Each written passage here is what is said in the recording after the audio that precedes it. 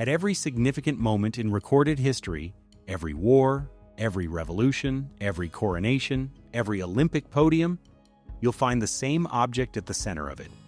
A piece of cloth on a stick. That's the flag. The thing people have fought for, died under, and burned in protest for 5,000 years. Nobody knows who made the first one. Not with any certainty. The origin of the flag is one of history's genuine, unsolved questions. We have pottery, we have stone carvings, we have ancient texts that describe them. But the moment of invention is gone, lost somewhere before recorded history began. What we do know is that once people discovered a symbol on a pole could communicate identity, authority, and belonging across a crowded battlefield, the idea never went away. Every nation on Earth has a flag today, all 196 of them. The story of how we got from a carved wooden animal on an Egyptian staff to the flags flying over modern capitals is one of the stranger journeys in the history of human communication. Before we get into origins, consider a question that doesn't have an obvious answer. Why is almost every national flag in the world rectangular? 200 countries, centuries of independent cultural development, and nearly all of them arrived at the same shape, a rectangle, attached to a pole at one end, flying freely at the other. We'll come back to that, because the answer says something important about how flags actually spread, and it has very little to do with aesthetics. Where did flags start? Historians don't agree, and there are at least 4 serious competing claims. Ancient Egypt is one of them. Greek writers, including the historian Diodorus, specifically attributed the invention of standards to the Egyptians. Pottery from Egypt dated to around 3,500 BCE shows ships carrying pole-mounted symbols. Stone carvings from the Narmer Palette show these standards being carried in procession. Egyptian armies marched with poles topped by carved sacred animals, gods, and regional emblems. These weren't decorations. They were believed to carry divine protection into battle, and they helped commanders track troop positions across the chaos of ancient warfare. China is another contender. Written records from the Zhou dynasty, which ran from 1046 to 256 BCE, describe armies carrying banners before them. A low-relief sculpture on the tomb of Emperor Wu of Han shows 2 horsemen bearing banners on staffs, a visual record from roughly 2,000 years ago. Then there's Iran. The oldest physical flag-like object ever recovered, not described in texts, not carved into stone, but actually found, is a bronze artifact from Shahdad, Iran, dated to approximately 2,400 BCE. It features a seated figure, a kneeling woman, and a star. It sits in a museum today. And India, where historians argue that cloth flags, actual fabric banners, may have been invented independently on the subcontinent well before Europe developed the concept. Multiple civilizations, separated by thousands of miles, confronted the same problem.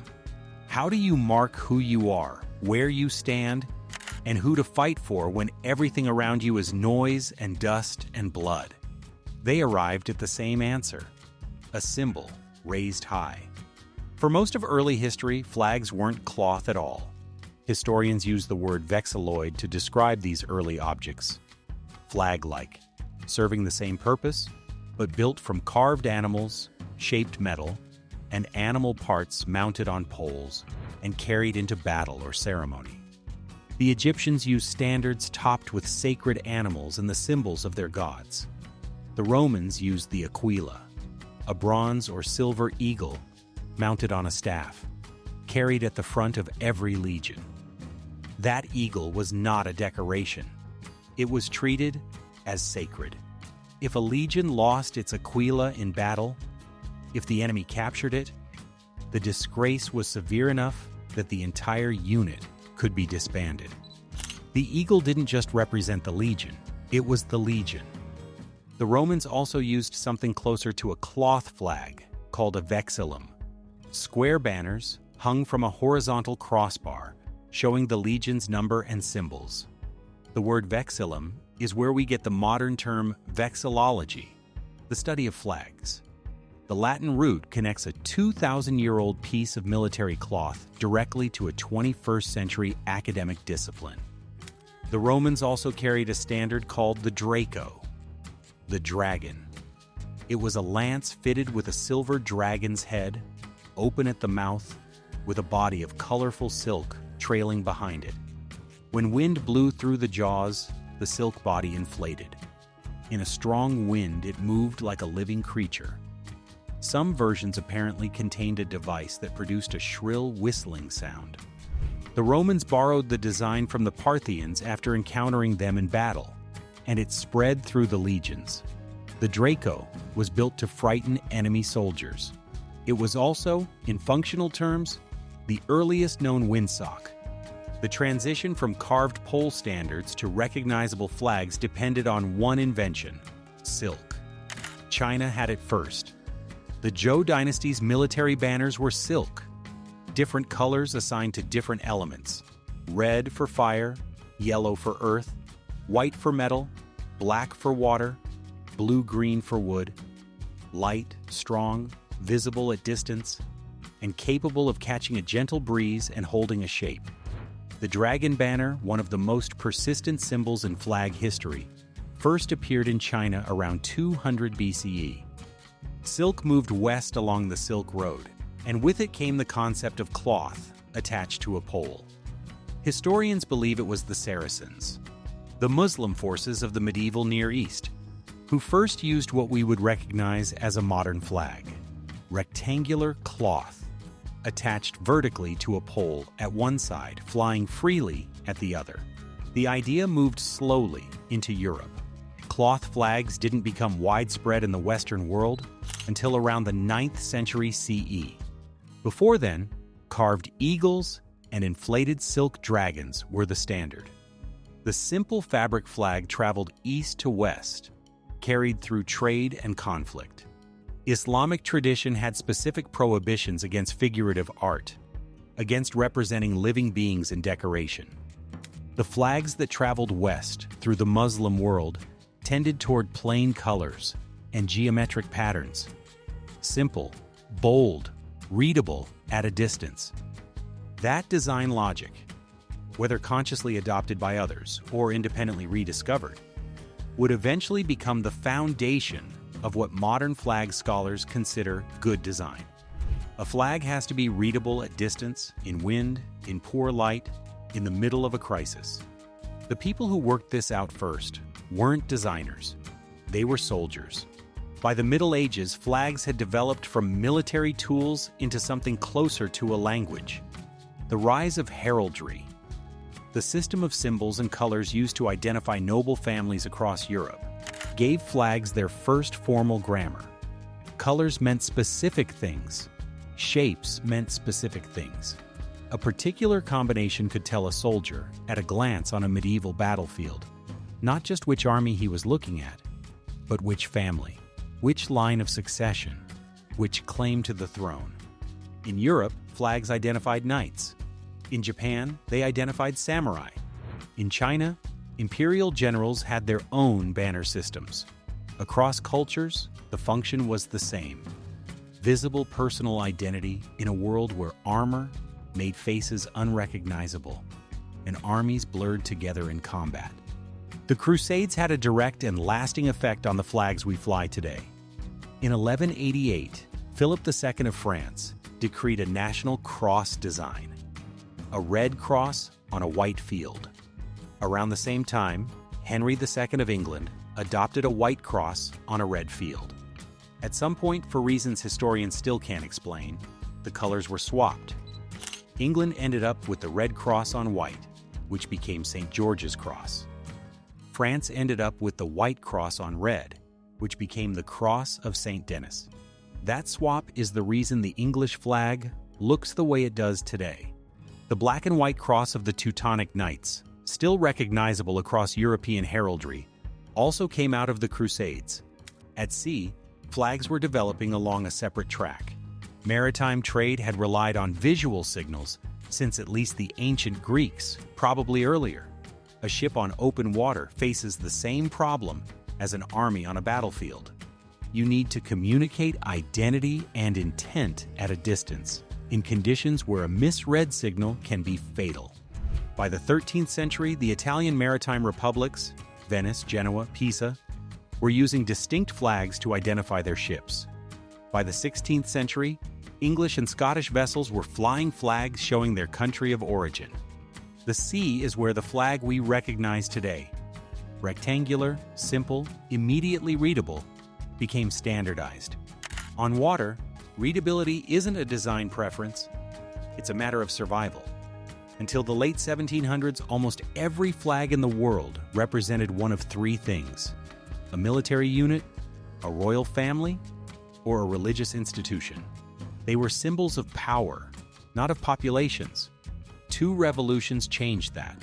One American, one French.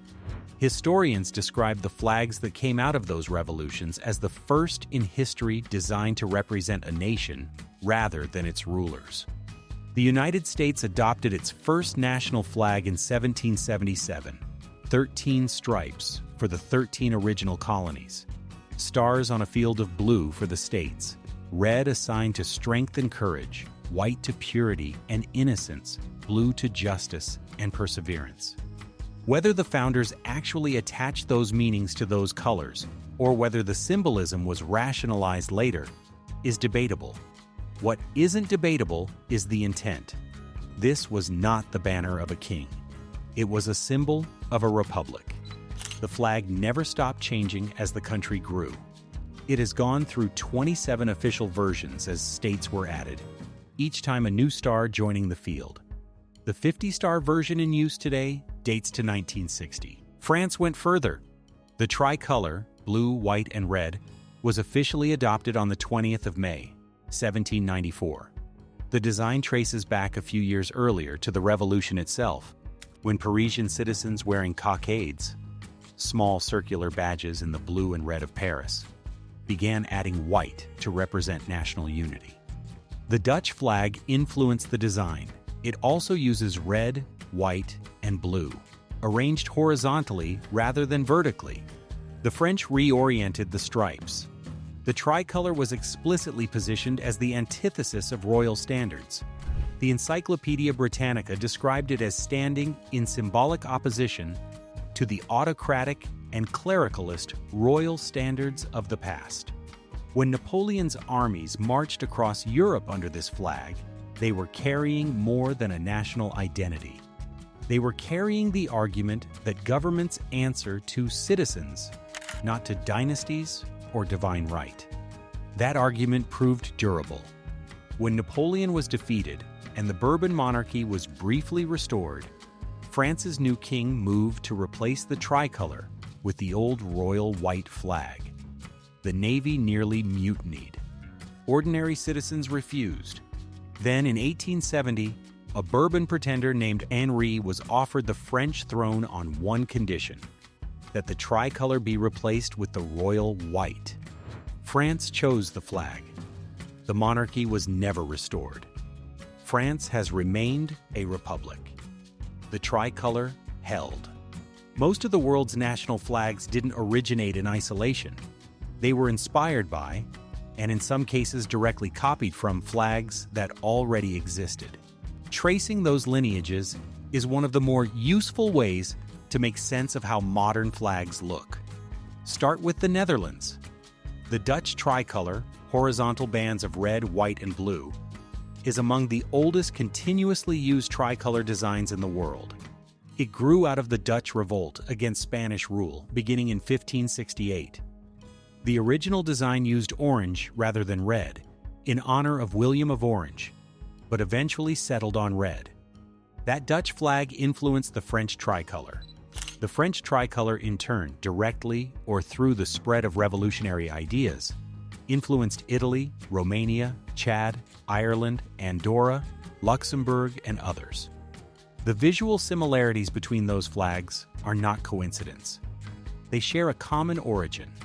In Latin America, the lineages are equally direct. Francisco de Miranda created the flag of Venezuela during the independence movement. 3 horizontal bands of yellow, blue, and red. That flag influenced Colombia, Ecuador, and Bolivia. 3 of those 4 countries still share the same colors. Manuel Belgrano created Argentina's flag during the War of Independence in 1812. Blue on top and bottom, white in the middle. That design influenced the United Provinces of Central America, which in turn became the template for Guatemala, Honduras, El Salvador, and Nicaragua. 5 countries derived from one flag created by one man. The Soviet flag followed its own logic. The hammer and sickle on a red field became the template for communist states across the 20th century. East Germany, the People's Republic of China, Vietnam, Angola, Mozambique. The political map of the Cold War is partly readable through flag design. A flag is almost never created in a vacuum. It's nearly always in dialogue with something that came before, sometimes in agreement, sometimes in deliberate contrast, sometimes building directly on an existing visual language. Most of the world settled on the rectangle. A few did not. Nepal's flag is the only national flag in the world that is not a quadrilateral. Not a rectangle, not a square, not a parallelogram. It's a double pennon, 2 stacked crimson right-angled triangles with a dark blue border, a white crescent moon in the upper section, and a white 12-pointed sun in the lower. No other national flag shares that shape. The design traces to a specific point in Nepali history. The double pennon is believed to have been formed by combining the separate pennants of rival branches of the ruling Rana dynasty. 2 flags from opposing sides of a dynastic conflict, physically joined into one. Triangular flags had deep roots in South Asian religious and cultural tradition. Hindu and Buddhist practice used pennant shapes for centuries. While most of the world standardized on the rectangle through European maritime influence, Nepal held to its own tradition. Ted Kaye, secretary of the North American Vexillological Association, described it this way: "The rest of Asia has given in to the colonial view that a flag should be a rectangle, but Nepal is this holdout that connects to the history of flags of Asia." Nepal's flag is also mathematically unusual. When King Mahendra commissioned a standardized flag design in 1962, he asked a civil engineer, Shankar Nath Rimal, to produce exact specifications. The resulting dimensions are written into Nepal's constitution. Article 5, Schedule 1 contains the precise geometric construction method. When the flag is built to those specifications, the ratio of height to width is an irrational number, one that cannot be expressed as a simple fraction, the kind of ratio that naturally emerges from the hypotenuse of a right triangle, which is exactly what the flag is. Ted Kaye called it the nerdiest mathematical flag that is out there. Nepal's shape creates practical difficulties at international events. The Olympics requires all flags to fit a 2-to-3 rectangular ratio. Nepal's doesn't. Some previous Olympic organizers placed Nepal's flag on a white rectangular background as a workaround. The International Olympic Committee eventually ruled that Nepal's flag could be displayed as is. Other notable outliers: Mozambique's flag is the only national flag in the world featuring a modern weapon, an AK-47, crossed with a hoe and displayed alongside an open book. The rifle represents the country's armed struggle for independence. There have been efforts to change the design. As of this writing, the AK-47 remains.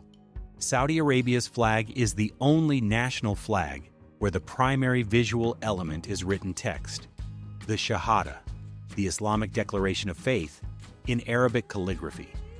Because the Shahada is considered sacred, Saudi Arabia's flag is one of the few in the world never flown at half-mast, even in mourning. Switzerland and Vatican City are the only 2 countries with square national flags. Every other country standardized on the rectangle. Those 2 did not. Then there's the oldest flag, still in continuous use. Denmark's Dannebrog, officially adopted in 1625, making it the longest continuously used national flag in the world. a distinction acknowledged by the Guinness Book of World Records, a white Nordic cross on a red field. The origin legend is dramatic. According to Danish tradition, the Dannebrog fell from the sky during the Battle of Lindesnes in 1219, landing among Danish troops and helping them win the battle. The historical record is more restrained. The earliest visual documentation of the Dannebrog comes from the Gelre Armorial, dated to 1370. Fallen from the sky or not, Denmark has been flying it for 4 centuries. In 1957, an American scholar named Whitney Smith coined a term that shifted how academics thought about flags.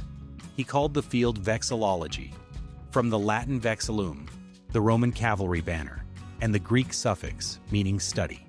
Smith himself noted that while the use of flags goes back to the earliest days of human civilization, the study of that usage in a serious fashion is so recent that the term for it did not appear in print until 1959. Before Smith, the study of flags was treated as a branch of heraldry. After him, it became a distinct discipline. Smith founded the North American Vexillological Association in 1967. He helped design Guyana's national flag. He advised governments on flags for Aruba, Bonaire, and the Saudi Arabian Navy. He organized the first International Congress of Vexillology. In 2006, a vexillologist named Ted Kay compiled a 16-page booklet called Good Flag, Bad Flag, drawing on the expertise of more than 20 flag scholars worldwide. The booklet laid out 5 principles. Keep it simple. Simple enough that a child could draw it from memory. Use meaningful symbolism. Colors and shapes that relate to what the flag represents. Use 2 or 3 basic colors. No lettering or seals. Writing on a flag is almost always a failure of design. Be distinctive. Don't duplicate other flags. These aren't aesthetic opinions. They're practical observations about how flags function. A flag is read at distance, in wind, in poor light, sometimes for only a moment. Complexity works against it. NAVA's own surveys confirmed the framework.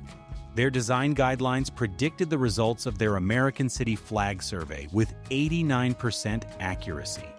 The booklet has since been translated into 10 languages. In 2015, a radio host named Roman Mars gave an 18-minute TED Talk on city flag design. He walked through NAVA's principles. He showed examples of city flags that violated every one of them. Flags carrying full paragraph text. Flags so dense with imagery they were illegible from a few feet away. The talk drew more than 7 million views. Over 400 American cities subsequently reviewed their flags and started over. Mississippi, Georgia, Utah, Minnesota. Multiple states replaced their flags entirely in the years that followed. Citing poor design and, in some cases, imagery, they determined no longer represented them. A 16-page booklet and an 18-minute video produced the largest wave of flag redesigns in American history. In 2020, French President Emmanuel Macron made a quiet change at the Élysée Palace. He replaced the lighter shade of blue that had been used on the French tricolor since President Giscard d'Estaing altered it in 1976, reverting to a darker navy, the original Revolutionary-era color. No public vote was held, no formal debate. The color changed. Whether that reflects a president honoring the flag's historical origins or simply asserting control over a national symbol is a reasonable question. 5,000 years of flag history suggests that a flag was never really about cloth. The cloth is the medium. What it carries is an argument about who belongs, who governs, who fought, who died, and who gets to define what any of that meant. Every flag carries that argument, whether the people flying it are aware of it or not. The oldest physical flag artifact is a bronze object from Iran, 4,400 years old. The oldest continuously used national flag has been flying in Denmark for 4 centuries. The only non-rectangular flag in the world is a double pennon from Nepal. Its exact dimensions written into a national constitution. Its aspect ratio, an irrational number. Mozambique has a rifle on its flag. Saudi Arabia has sacred text. Switzerland and the Vatican kept square flags when everyone else standardized on the rectangle. And around the 9th century CE, the idea of a cloth rectangle on a pole traveled west from Asia through the Muslim world into Europe, where it was taken to sea by sailors, carried to new continents by colonizers, raised by revolutionaries against monarchies, adopted by newly independent nations, and eventually, in July of 1969, planted on the surface of the moon. 196 countries have one today, each flag a compressed statement about identity, about what a people chose to put on a piece of fabric and say, "This is who we are." Some of those statements are straightforward, some carry histories that remain uncomfortable, some are still being argued over. Flags have always worked that way. The object doesn't change. What changes is what people decide it means. If you want to go further, the North American Vexillological Association's website holds their full archive of surveys, published research, design principles, and the original Good Flag, Bad Flag booklet. Whitney Smith, who gave this field its name, noted that we've been flying flags for 5,000 years and only began studying them seriously in the last 60. He meant that as an observation about how much remained to be understood. It still does.